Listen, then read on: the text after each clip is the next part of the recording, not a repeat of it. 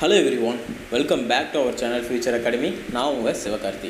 ஓகேங்க, இன்றைக்கி நம்ம எந்த டாபிக் பற்றி நம்ம பார்க்க போகிறோம் அப்படின்னு சொல்லிட்டு பார்த்தீங்கன்னா, ஆக்சுவலாக இந்த கவுன்சிலிங் ப்ராசஸ் 2024 டிஎன்ஏ கவுன்சிலிங்கில் எது மாதிரியான ப்ரொசீஜர்ஸ் இருக்குது, இந்த ஆன்லைன் அப்ளிகேஷன்ஸ் நம்ம போடுறோம், இந்த கவுன்சிலிங்கே வந்து எது மாதிரியான ப்ரொசீஜர்ஸ்லாம் ஸ்டெப் பை ஸ்டெப்பாக பண்ணுவோம் அப்படிங்கிற பற்றி தான் இந்த வீடியோவில் பார்க்க போகிறோம். கண்டிப்பாக இந்த வீடியோ உங்களுக்கு யூஸ்ஃபுல்லாக இருக்கும், உங்கள் ஃப்ரெண்ட்ஸுக்கும் ஷேர் பண்ணுவீங்க.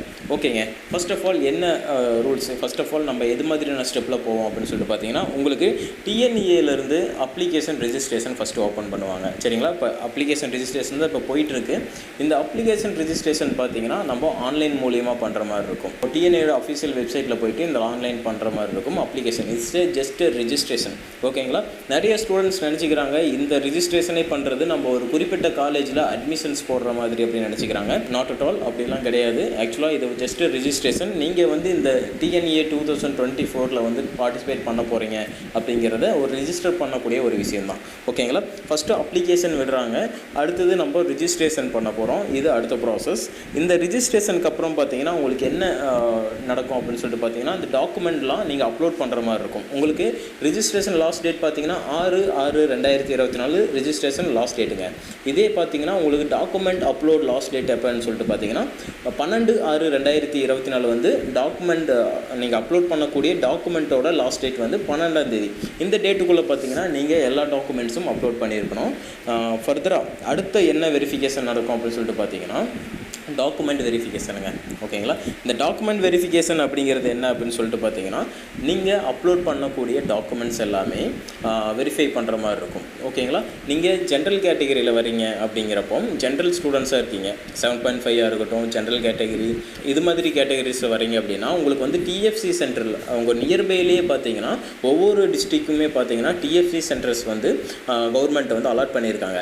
அந்த டிஎஃப்சி சென்டர்லேருந்து உங்களுக்கு வந்து வெரிஃபிகேஷன் பண்ணுவாங்க. எல்லா டாக்குமெண்ட்டும் நீங்கள் ப்ராப்பராக வச்சுருக்கீங்களா, ஏதாவது மிஸ்டேக் பண்ணியிருந்தாலும் கூப்பிட்டு சொல்லி இது மாதிரி அதை சரி பண்ணிக்கோங்கன்னு சொல்லுவாங்க. நீங்கள் டேரெக்டாக கூட டிஎஃப்சி சென்டரை விசிட் பண்ணி பார்க்குறதும் இன்னும் பெஸ்ட்டாக இருக்கும். நீங்கள் வெப்சைட்லேயே இருக்குது, நீங்கள் டிஎஃப்சி சென்டர்னு சொல்லிட்டு நம்மளோட அஃபிஷியல் வெப்சைட்டில் டிஎன்இஏல போய் பார்த்தீங்கன்னாவே டிஎஃப்சி சென்டர்ஸ் வந்து தமிழ்நாட்டில் எங்கெங்கே இருக்குது, எந்தெந்த டிஸ்ட்ரிக்டில் இருக்குது அப்படிங்கிறத போட்டிருப்பாங்க. அதை பார்த்து நீங்கள் கால் பண்ணி கூட கேட்டு தெரிஞ்சுக்கலாம். ஓகேங்க, இதே வந்து எக்ஸ் சர்வீஸ்மேன் ஸ்போர்ட்ஸ் பர்சன்ஸ்லாம் இருக்காங்க அப்படின்னா அவங்களுக்கு டாக்குமெண்ட் வெரிஃபிகேஷன் எப்படி இருக்கும் அப்படின்னு சொல்லிட்டு பார்த்தீங்கன்னா, நீங்கள் டேரெக்டாக அண்ணா யூனிவர்சிட்டி சென்னையில் போய் நீங்கள் டாக்குமெண்ட் வெரிஃபிகேஷன் பண்ணுற மாதிரி இருக்கும். ஓகேங்களா, இது வந்து அடுத்த ப்ராசஸுங்க சார்.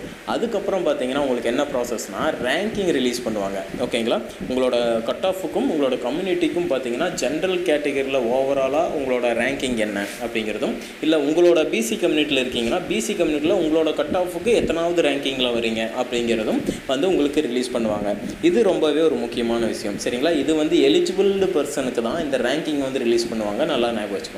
ஓகேங்களா, ஓகே சார். அடுத்தது என்ன ப்ராசஸ் அப்படின்னு சொல்லிட்டு பார்த்தீங்கன்னா, இப்போ தான் கவுன்சிலிங் ப்ராசஸே நமக்கு ஆரம்பிக்குது. ஓகேங்களா, ஃபர்ஸ்ட் ஆஃப் ஆல் இந்த கவுன்சிலிங் ப்ராசஸில் நமக்கு யாருக்கு கவுன்சிலிங் நடக்கும் அப்படின்னு சொல்லிட்டு பார்த்தீங்கன்னா X serviceman, disable person and அடுத்தது பார்த்தீங்கன்னா ஸ்போர்ட்ஸ் பர்சன்ஸ்க்கெலாம் பார்த்தீங்கன்னா ஃபஸ்ட்டு இந்த கவுன்சிலிங் ப்ராசஸ் ஆரம்பிக்கும். ஓகேங்களா, இவங்களுக்கு தான் இந்த ஃபஸ்ட்டு கவுன்சிலிங் ஆரம்பிக்கும். இவங்க எடுத்ததுக்கப்புறம் பார்த்தீங்கன்னா அடுத்தது தான் ஜென்ரல் கவுன்சிலிங் ஆரம்பிப்பாங்க. ஜென்ரல் கவுன்சிலிங் பொறுத்த வரைக்கும் பார்த்தீங்கன்னா உங்களுக்கு 7.5 ஸ்டூடெண்ட்டாக இருக்கட்டும், அண்ட் ஜென்ரலில் வரக்கூடிய ஸ்டூடெண்ட்ஸாக இருக்கட்டும், அண்ட் அடுத்து ஒகேஷனல் குரூப்பில் வரக்கூடிய ஸ்டூடெண்ட்ஸ், இவங்க எல்லாருமே அடுத்த கேட்டகரியில் ஜென்ரல் கவுன்சிலிங்கில் வருவாங்க.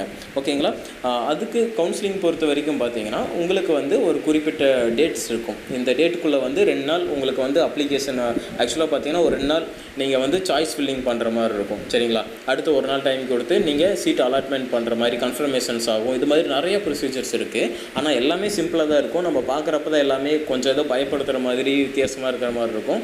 எல்லாமே சிம்பிள் ப்ராசஸ் தான். அது உங்களுக்கு தெளிவாக நான் சொல்கிறேன் என்னங்கிறது. ஓகே சார், இதுதான் கவுன்சிலிங் ப்ராசஸ் நடக்கும்.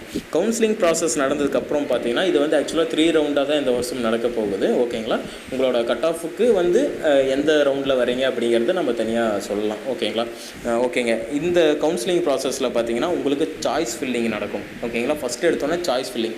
இந்த சாய்ஸ் ஃபில்லிங்கில் தான் நீங்கள் எந்த காலேஜை செலக்ட் பண்ண போகிறீங்க அப்படிங்கிறத நம்ம ஆர்டர் வைஸில் நீங்கள் எக்ஸ்பெக்ட் பண்ணுற காலேஜஸ், உங்களுக்கு நீங்கள் கிடைக்கும்னு நினைக்கிற காலேஜஸ், அடுத்தது எது மாதிரியான காலேஜஸ்லாம் வைக்கிறீங்களோ எல்லா காலேஜஸும் சாய்ஸ் ஃபில்லிங் அப்படிங்கிறதெல்லாம் வரும். இதுதான் நம்ம வந்து காலேஜை ரிஜிஸ்டர் பண்ண போகிறது. நமக்கு எந்த காலேஜ் வந்து கிடைக்குதோ அதை வந்து நம்ம எடுத்துக்கிற மாதிரி இருக்கும். ஓகேங்களா? அண்ட் அடுத்ததாக பார்த்தீங்கன்னா உங்களுக்கு அலாட்மெண்ட் வரும். ஓகேங்களா? சாய்ஸ் ஃபில்லிங் பண்ணுறோம், அடுத்த நாள் கழித்து ஒரு நாள் டைம் மட்டும் உங்களுக்கு வந்து அலாட்மெண்ட் வரும். எந்த காலேஜில் உங்களுக்கு வந்து சீட் கிடச்சிருக்கு அப்படிங்கிறத வந்து அடுத்த நாள் அலாட்மெண்ட்டில் உங்களுக்கு கன்ஃபர்மேஷன் ஆகும். அலாட்மெண்ட் வந்ததுக்கப்புறம் பார்த்தீங்கன்னா உங்களுக்கு ஒரு நாள் டைம் தருவாங்க. நீங்கள் அலாட்மெண்ட் ஆன காலேஜையே எடுத்துக்கிறீங்களா, இல்லை நீங்கள் சாய்ஸில் வச்சுருக்கிற காலேஜஸில் மேலே இருக்கிற காலேஜ் எடுத்துக்கிறீங்களா, இல்லை அடுத்த ரவுண்டு போகிறீங்களா அப்படிங்கிறது வந்து கன்ஃபர்மேஷன் ஆஃப் அலாட்மெண்ட் அப்படின்ட்டு உங்களுக்கு ஒரு டைம் தருவாங்க. ஓகேங்களா?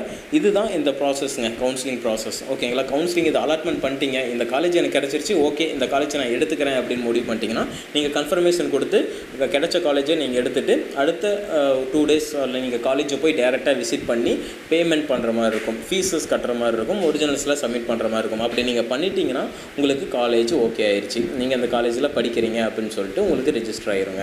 ஓகேங்களா? இதுதான் இந்த கவுன்சிலிங் ப்ராசஸ்ங்க. ஓகேங்களா? இந்த கவுன்சிலிங் ப்ராசஸ் வந்து இதுதான் நடக்கும். ஃபஸ்ட்டு அப்ளிகேஷன் விடுவாங்க, ரிஜிஸ்ட்ரேஷன் பண்ணுவாங்க, வெரிஃபிகேஷன் நடக்கும், இது மாதிரி ரேங்கிங்கில் வந்து அடுத்தது கவுன்சிலிங் ப்ராசஸ் எல்லாமே நடக்கும். இதுதான் இந்த கவுன்சிலிங் ப்ராசஸ். சிம்பிள் தாங்க. நம்ம வித்தியாசமாக புதுசாக நம்ம பார்க்குறனால நமக்கு ஏதோ ஒன்றுமே புரியாத மாதிரி குழப்பற மாதிரி இருக்கும், மற்றபடி ஒன்றுமே கிடையாது. சிம்பிளான ஒரு விஷயம்தான். சரிங்களா? உங்களுக்கு எதாவது டவுட் இருந்தாலும் நீங்கள் டிஎஃப்சி சென்டருக்கு டேரெக்டாக கால் பண்ணி பேசலாம், அவங்க டீட்டெயிலாக கிளியராக எக்ஸ்பிளைன் பண்ணுவாங்க. ஓகேங்களா? Okay students, dear parents and students, உங்களுக்கு கண்டிப்பாக அது யூஸ்ஃபுல்லாக இருக்கும்னு நினைக்கிறேன். அண்ட் உங்களோட கம்யூனிட்டிக்கும் உங்களோட கட் ஆஃப்க்கும் ஒரு நல்ல காலேஜ் கிடைக்கணும், ஒரு 130 கட் ஆஃபில் இருந்தாலும் ஒரு நல்ல காலேஜ் எடுக்கணும்னு சொல்லி நினைக்கிறீங்க அப்படின்னா கோர்சஸ் டிபெண்ட்ஸ். நீங்கள் எது மாதிரியான கோர்ஸ் எடுக்கிறீங்களோ அதை பொறுத்து தான் நல்ல காலேஜ் கிடைக்கும். ஒரு கம்மியான கட் ஆஃப் இருந்தாலுமே கோர்ஸ் எடுக்கிறத பொறுத்து தான். சரிங்களா? நீங்கள் ஒரு 120 கட் ஆஃப் வச்சுக்கிட்டு நான் பிசி கம்யூனிட்டியில் வரேன், எனக்கு ஒரு டாப் காலேஜில் சீட் கிடைக்குமா அப்படின்னு சொல்லி கேட்டிங்கன்னா வாய்ப்பே கிடையாது. சரிங்களா? டாப் காலேஜில் என்ன கோர்ஸ் எடுக்கிறீங்க அப்படிங்கிறது ஒன்று இருக்குது. சரிங்களா? நீங்கள் எல்லாருமே கம்ப்யூட்டர் சயின்ஸ், ஐடி, ஏடிஎஸ் இது மாதிரி கம்ப்யூட்டர் ரிலேட்டடான கோர்சஸ் தான் பார்க்குறீங்க, அது ரொம்ப கஷ்டம். சரிங்களா? அதுக்கேற்ற மாதிரி பார்த்துக்கலாம். ஓகேங்களா? மேனேஜ்மெண்ட் போகிற ஸ்டூடெண்ட்ஸும் தாராளமாக போகலாம், அது டிபெண்ட்ஸ் ஆன் யுவர் சாய்ஸ். ஓகேங்களா? கவுன்சிலிங்கில் ஒரு நல்ல காலேஜ் எடுக்கணும், தாராளமாக ட்ரை பண்ணலாம். உங்களுக்கு கவுன்சிலிங்கான கைடன்ஸ் வந்து கிடைக்கணும். சரிங்களா? கவுன்சிலிங் மூலிமா ஒரு நல்ல காலேஜ் எடுக்கணும்னு நினச்சிங்கன்னா டிஸ்கிரிப்ஷனில் வாட்ஸ்அப் கம்யூனிட்டி லிங்க் இருக்குது, அதில் ஜாயின் பண்ணிக்கோங்க. ஃபர்தராக அதில் நம்ம எல்லாமே டிஸ்கஸ் பண்ணலாம். அண்ட் தேங்க்யூ ஃபார் வாட்சிங் ஸ்டூடெண்ட்ஸ் அண்ட் பேரண்ட்ஸ்.